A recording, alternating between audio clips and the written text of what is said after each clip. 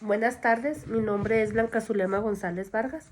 Actualmente estudio la carrera de Derecho en la Universidad Autónoma Indígena de México y les voy a hablar un poquito de lo que vimos en la materia Derecho Civil de las Obligaciones, impartida por la licenciada, la maestra Brenda Karina Ochoa Ríos.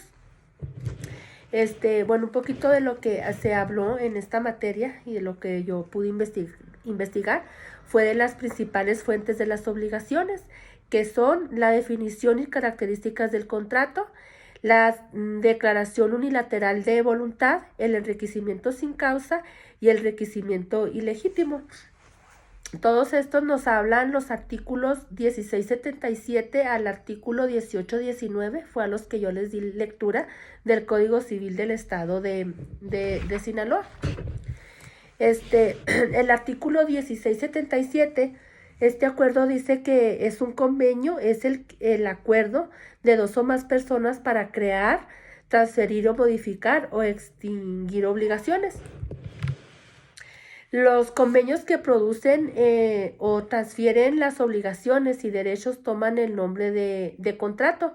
Para la existencia del contrato se requiere conocimiento, objeto que pueda ser material del contrato, y el contrato que puede ser inválido son aquellos que por incapacidad legal de las partes de una de ellas, por vicios de consentimiento, porque su objeto o su motivo o fin sea ilícito, porque el consentimiento no se haya manifestado en la forma en que la ley establece. Y dice que los contratos se perfeccionan por el mero consentimiento de una forma establecida por la ley. Desde que se perfeccionan, obligan a los contratantes no solo al cumplimiento del expresamente pactado, sino también a las consecuencias que según su naturaleza son conforme a la buena fe, al uso a la ley. De la declaración unilateral de la voluntad, el artículo 1745 nos dice que el hecho de ofrecer al público objetos en determinado precio obliga al dueño a sostener su ofrecimiento. Y el artículo 1746 dice que el que por anuncios u ofrecimientos hechos al público se compromete a alguna presentación en favor de quien llene determinada condición o desempeño cierto a los servicios contra la obligación de cumplir lo prometido. Y el artículo 1766 nos dice del enriquecimiento ilegítimo, nos dice que el que sin causa se enriquece en determinado de otro está obligado a indemnizarlo de su empobrecimiento en la medida en el que se ha enriquecido. Y el artículo 1767 nos dice que cuando se reciba alguna cosa que no se tiene derecho de exigir y que por error ha sido indebidamente pagada, se tiene obligación de restituirla. Y luego el de la gestión de negocios, el artículo 1780 nos dice que el que sin mandato y sin estar obligado a ello se encarga de un asunto de otro, debe obrar conforme a los intereses del dueño del negocio. Y el artículo 1789 nos dice que el gestor que se encargue de un asunto contra la expresa voluntad del dueño, si éste se aprovecha del beneficio de la gestión, tiene obligación de pagar a aquel importe de los gastos hasta donde alcancen los beneficios. Y lo que viene siendo de las obligaciones que nacen de los actos ilícitos, el artículo 1794 dice que el que obrando ilícitamente o contra las buenas costumbres cause daño a otro, está obligado a repararlo, a menos que demuestre que el daño se produjo como consecuencia de culpa o negligencia inexplicable de la víctima. Y el enriquecimiento sin causa se refiere a la obtención de beneficios o ganancias injustificadas por parte de una persona a las expensas de otra, sin que exista un fundamento legal o contractual.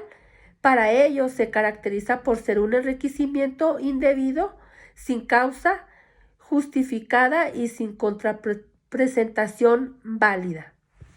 Esto fue un poquito de lo que yo leí sobre los principales fuentes de las obligaciones. También un poquito de lo que me quedó ahí fue de la subrogación. Dice que la subrogación es la posición del creador mediante un negocio jurídico, ya sea por ejemplo, la compraventa o la donación. La subrogación en la posición del deudor, dada que el deudor es el obligado al cumplimiento, es necesario la autorización del acreedor para una subrogación, dado que puede ocurrir que el nuevo deudor no tenga tantos bienes o no esté suficientemente capacitado para cumplir la obligación.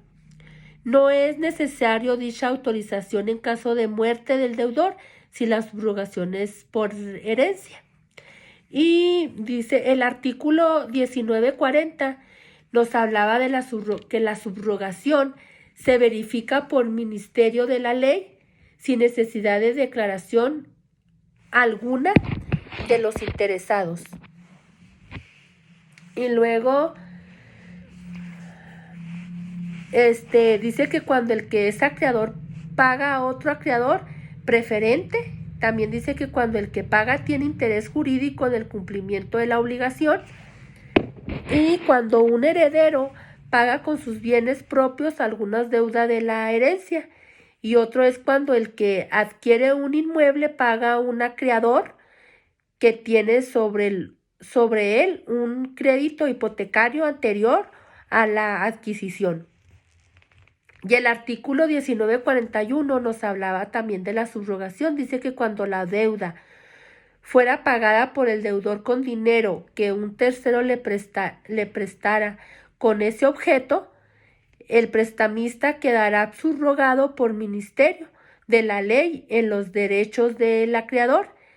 Si el préstamo constara en título auténtico que se declare que el dinero fue prestado para el pago de la misma deuda, por falta de esta circunstancia, el que prestó solo tendrá los derechos que exprese su respectivo contrato.